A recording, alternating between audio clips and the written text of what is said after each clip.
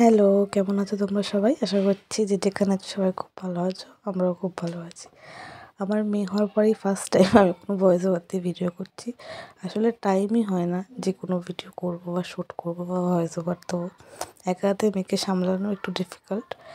আমি তোমাদের সঙ্গে এর আগে সব ছোটো ছোটো ভিডিও আমার প্রেগনেন্সি, আমার স্বাদ, আমার মেয়ে হয়ে আসা সব কিছু শেয়ার করেছি, কিন্তু আমি কোনো ভিডিও সেরকমভাবে করতে পারিনি। আমার এর আগে আমি এটাও শেয়ার করেছি যখন আমার মেয়ের মুখে ভাত হয়, মানে চাকলা মন্দিরে, যেটা আমার শ্বশুরবাড়ির তরফ থেকে দেওয়া হয়েছে, এটা আমার বাপের বাড়ির তরফ থেকে, মানে আমার মামা ভাত যেটা হয় আমার মেয়ের, সেখানে সব রিচুয়ালসগুলো, এটা সকালের রিচুয়ালস, যখন গায়ে হলুদ হয় ওকে স্নান করানো হয় সেই সময়কার সব ফটো রয়েছে আমার কাছে। কোনো ভিডিও আমি শ্যুট করতে পারিনি।